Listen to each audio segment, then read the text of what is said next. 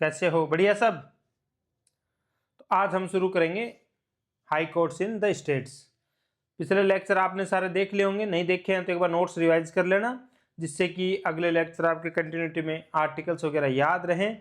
और जो आजकल हमारे स्टेटमेंट बेस्ड क्वेश्चंस आते हैं, तो स्टेटमेंट बेस्ड क्वेश्चंस आप कर सको। अगर आप नोट्स रिवाइज कर लोगे तो आप स्टेटमेंट बेस्ड क्वेश्चंस जल्द इजीली कर सकते हो हमारे। अब हम शुरू करते हैं high court in the states.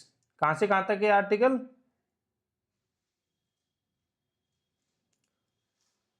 214 से लेके 231 तक क्या है? High court in the states. तो अब हम एक एक करके सारे आर्टिकल्स देखते हैं। मेजोरिटी ऑफ द जो क्रक्स है वो सारा जो हम सुप्रीम कोर्ट में देख चुके डिटेल में। तो हम सुप्रीम कोर्ट जब हमने किया था तो हम डिटेल में पूरा देख चुके थे। हाई कोर्ट में हम सिर्फ ओवरव्यू लेंगे। आप आर्टिकल नंबर देख लेना, साथ ही साथ और ओवरव्यू ले लेना। आर्टिकल 214 क्या कहता है? हाई कोर्ट फॉर स्टेट्स, कि there shall be high court for each state. क्या? कि हर स्टेट के लिए एक हाई कोर्ट रहेगा। There shall be high court for each state. Article 231 क्या कहता है? Establishment of common high court for two or more states.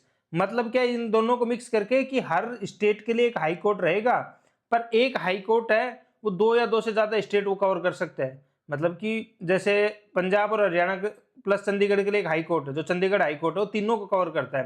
पर इसका मतलब क्या है कि दो से ज्यादा स्टेट के लिए एक सिंगल हाई कोर्ट है। उसके अलावा पंजाब के लिए अपना हाई कोर्ट है, कि पंजाब के लिए भी हाई कोर्ट है और हरियाणा के लिए भी हाई कोर्ट है। सिमिलरली है कि हर स्टेट हाई कोर्ट से कवर होगा, पर दो या दो से ज्यादा स्टेट एक सिंगल हाई कोर्ट कवर कर सकता है। यह है आर्टिकल 214 और 231। अब आर्टिकल 215 क्या कहता है? High court to be court of records. जैसे क्या था, सुप्रीम कोर्ट भी कोर्ट ऑफ रिकॉर्ड था। मतलब क्या होगा कि जो भी उसका हाई कोर्ट की जो सुनवाई होगी वो सारी की सारी रिकॉर्ड की जाएगी। जो जजमेंट होंगे वो लीगल अथॉरिटी रहेंगे, जो भी उसके नीचे के कोर्ट हैं उन सब के लिए एज ए लीगल अथॉरिटी करेंगे। तो इससे क्या होगा कि अगर कोई उनको ब्रीच करता है या कुछ उनको डिफेम करता है तो कंटेम्प्ट ऑफ कोर्ट का पावर है। क्यों? क्योंकि हाई कोर्ट क्या है? कोर्ट ऑफ रिकॉर्ड है। तो अगर उसका अगेंस्ट जा रहा है उस रिकॉर्ड के, तो कंटेम्प्ट की पावर है। अगर कोई हाई कोर्ट का अगेंस्ट जाएगा तो उसको पनिश कर सकते हो, जो है कंटेम्प्ट ऑफ कोर्ट के लिए। सुप्रीम कोर्ट के पास भी पावर थी और हाई कोर्ट के पास भी है। और कंटेम्प्ट ऑफ कोर्ट की पावर क्या है? पार्लियामेंट अगर चाहे तो किसी और कोर्ट को भी दे सकती है कंटेम्प्ट ऑफ कोर्ट की पावर। अभी किस किस के पास है कंटेम्प्ट ऑफ कोर्ट की पावर? सुप्रीम कोर्ट और हाई कोर्ट के पास है। अब है कॉन्स्टिट्यूशन ऑफ हाई कोर्ट। हमारे सुप्रीम कोर्ट का क्या कॉन्स्टिट्यूशन था? 1+33 था। ये कौन चेंज करता था? पार्लियामेंट के पास पावर थी चेंज करने की इसको, लेकिन हमारे हाई कोर्ट के लिए थोड़ा चेंज है। इसमें क्या है? एक चीफ जस्टिस होगा प्लस अदर नंबर ऑफ जजेस। ये कौन डिसाइड करेगा? प्रेसिडेंट। कैसे डिसाइड करता है president? President time to time workload के हिसाब से डिसाइड करता है, कि जितना वर्कलोड है उस हिसाब से। कोई ये फिक्स नंबर नहीं रहते, कोई फिक्स नंबर नहीं है। Time to time high court के जजेस चेंज होते रहते हैं। जिस हाई कोर्ट में जितना ज्यादा बर्डन रहता है, वर्कलोड रहता है, उस हाई कोर्ट में उतने ज्यादा जजेस रहते हैं।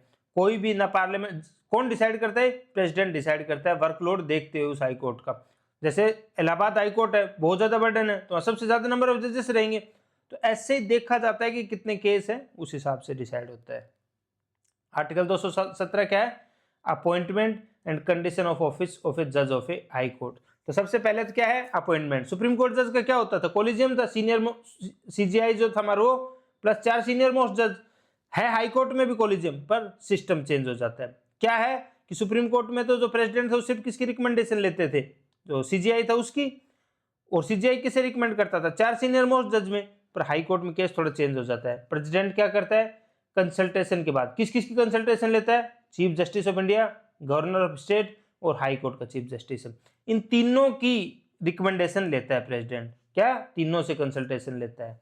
तो जनरली क्या होगा, इसकी जो ईयर क्या है कि 62 साल। मिनिमम तो कोई एज होती नहीं ना, सुप्रीम कोर्ट के लिए थी, तो मैक्सिमम एज कितनी? हाई कोर्ट के लिए 62। उसके अलावा रिजाइन करना है अगर जज ऑफ हाई कोर्ट को, तो किसको रिजाइन करता है? Writing to the president. ठीक है, अपॉइंट कौन करता है? प्रेसिडेंट। तो रिजाइन भी किसको लिख के करता है? प्रेसिडेंट। आप इसमें कभी कंफ्यूज हो जाओगे कि हाई कोर्ट का जज है तो क्या उसको गवर्नर अपॉइंट करता है? नहीं, प्रेसिडेंट अपॉइंट करता है। तो रिजाइन भी किसी को दे सकता है? प्रेसिडेंट को ही दे सकता है। कैसे रिमूव हो सकता है? तो सिमिलर आर्टिकल 124 में हमने पढ़ा था, जो जज ऑफ सुप्रीम कोर्ट था कैसे रिमूव हो पाता था, कि दोनों में से किसी भी हाउस में जाए तो स्पेशल मेजोरिटी चाहिए थी। किसकी? पार्लियामेंट में स्पेशल मेजोरिटी से हट सकते थे। कैसे? 50% ऑफ टोटल स्ट्रेंथ होना ही चाहिए, इससे बड़ा, plus 2/3 of present and voting. ये दोनों कंडीशन फुलफिल होनी चाहिए तभी हट सकता है। तो जैसे सुप्रीम कोर्ट का लॉयर चीफ जस्टिस हट सकता था, जज हट सकता था, वैसे ही हाई कोर्ट के जज या जो चीफ जस्टिस हाई कोर्ट का उसको हटाने के लिए भी सिमिलर प्रोसीजर फॉलो होगा। मतलब सुप्रीम कोर्ट और हाई कोर्ट दोनों के जज सेम तरीके से हट सकते हैं। अब क्या है, जज हैं जो हाई कोर्ट के जज हैं, उनको ट्रांसफर कौन करता है? तो जो सुप्रीम कोर्ट के जज का तो ट्रांसफर नहीं हो नहीं सकता, क्योंकि अभी सिर्फ एक ही जगह सिटिंग है। तो हाई कोर्ट के जो जज हैं उनको अपॉइंट भी कौन करता है? प्रेसिडेंट। और उनका ट्रांसफर भी कौन करता है? प्रेसिडेंट। लेकिन प्रेसिडेंट कैसे करता है? जैसे अपॉइंट कैसे करता है, कंसल्टेशन उसके साथ करता था, तो ऐसे ही जब ट्रांसफर होगा जज का तो वो भी क्या होगा? कोलिजियम ही होती है, जो कि नाम सजेस्ट करती है कि इसका यहाँ से यहाँ ट्रांसफर करो, इसका यहाँ से यहाँ, उसी को प्रेसिडेंट डिसाइड करता है ट्रांसफर को। खुद की मर्जी से नहीं होता कि नहीं, वो किसकी कंसल्टेशन लेगा? सीजीआई की भी, और अगर हाई कोर्ट के जज हो रहे हैं तो हाई कोर्ट का जो सीजीआई उनकी भी, अगर लोअर कोर्ट के जजेस का हाई कोर्ट का ट्रांसफर हो रहा है। ठीक है दोस्तों, अब क्या है, क्वालिफिकेशन क्या होनी चाहिए? क्या? Citizen of India. Citizen of India तो हर लगभग कॉन्स्टिट्यूशनल पोस्ट के लिए क्या सिटीजन ऑफ इंडिया होना ही होना चाहिए। उसके अलावा वो क्या होना चाहिए? कोई भी जुडिशियल ऑफिस, मतलब जज ऑफ लोअर कोर्ट वगैरह, कितने साल तक? एटलीस्ट 10 साल तक हो। या फिर क्या हो? एडवोकेट ऑफ हाई कोर्ट, कितने साल तक? 10 साल तक। अब इसमें और सुप्रीम कोर्ट में एक ही अंतर है। क्या अंतर है? सुप्रीम कोर्ट में क्या था कि जो ज्यूरिस्ट था, डिस्टिंग्विश्ड ज्यूरिस्ट,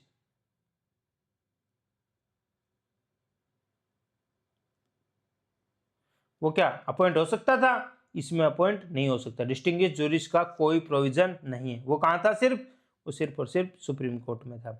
अब क्या है, रिमूवल ऑफ हाई कोर्ट जज। रिमूवल हम देख चुके, कैसे होता है? सिमिलर होता है जैसे सुप्रीम कोर्ट का जज का हुआ, आर्टिकल 124/4 में देखा था हमने क्या हो।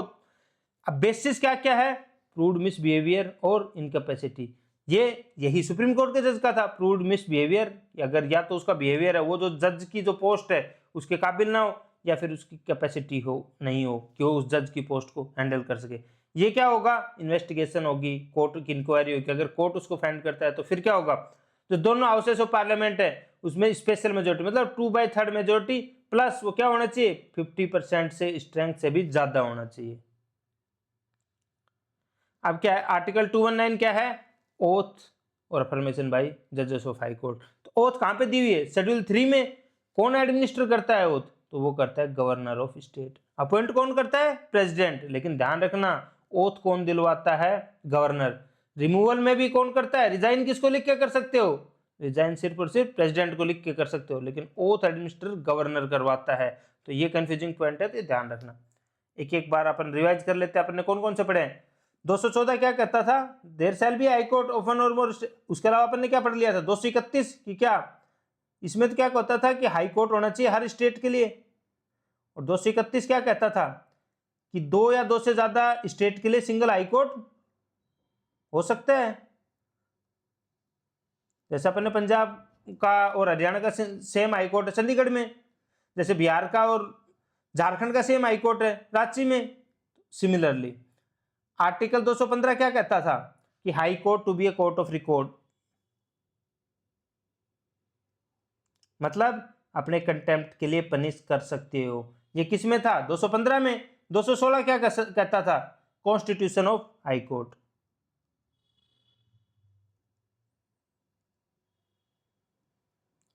क्या कॉन्स्टिट्यूशन था? जो हमारा प्रेसिडेंट डिसाइड करेगा, कोई फिक्स नहीं है, एक सीजीआई प्लस जितना हमारा प्रेसिडेंट डिसाइड करेगा। 217 क्या था? अपॉइंटमेंट। 217 में क्या था? अपॉइंटमेंट और सर्विस कंडीशंस। अपॉइंटमेंट कौन करता है? प्रेसिडेंट। 218 क्या है? रिमूवल ऑफ हाई कोर्ट जजेस। और 219 में क्या है? ओथ और अफर्मेशन। ओथ कौन दिलाता है? गवर्नर। रिजाइन किसको लिख के करते हैं अपन? प्रेसिडेंट को ही करते हैं। अब ये क्या है कि 220 से 225 तक के सिमिलर हैं, हम देख लेते हैं क्योंकि हम सुप्रीम कोर्ट में पढ़ चुके हैं, तो इनकी डिटेल में नहीं पढ़ेंगे, वैसे आर्टिकल नंबर देख लो। आर्टिकल 220 क्या है? Restriction on practice after being a permanent जज, कि जज ऑफ हाई कोर्ट बनने के बाद आप किसी भी दूसरे कोर्ट में जाके प्रैक्टिस नहीं कर सकते एज ए लॉयर, आप प्रैक्टिस नहीं कर सकते। सेम था सुप्रीम कोर्ट के जज के लिए भी। सैलरी वगैरह क्या है? ये क्या है? चार्ज एक्सपेंडिचर है। किस पे? कंसोलिडेटेड फंड ऑफ इंडिया पे। मतलब क्या है कि ये हटा नहीं सकती है, इस पे वोटिंग नहीं होगी। जब हमने पढ़ा था ना कि चार्ज एक्सपेंडिचर कौन सा होता है, इस पे ये सिर्फ डिस्कस हो सकता है पर इस पे वोटिंग नहीं हो सकती। अब ट्रांसफर ऑफ जज from one high court to another, अभी हमने देखा तो कौन कर सकता है ट्रांसफर, सिर्फ प्रेसिडेंट। किसके द्वारा, ये कोलिजियम सिस्टम होता है उससे कंसल्ट करके। कौन करता है, प्रेसिडेंट ही कर सकता है ट्रांसफर ऑफ जजेस from one high court to another. Appointment of acting chief justice है, ये भी कौन करता है, प्रेसिडेंट। कब, जब देखिएगा कि भाई अभी सर्विस कंडीशंस ऐसी हैं कि अभी जरूरी है, वर्कलोड ज्यादा है या फिर वैकेंसी ज्यादा है। Sorry appointment of chief justice, तो चीफ जस्टिस का कब करेगा, जब जो या तो जो चीफ जस्टिस है वो पोस्ट वैकेंट है, या फिर किसी भी कारणवश जो चीफ जस्टिस है वो अपने पोस्ट का दायित्व निर्वहन नहीं कर पा रहा, तो प्रेसिडेंट किसी को भी चीफ जस्टिस उस हाईकोर्ट का अपॉइंट कर सकता है।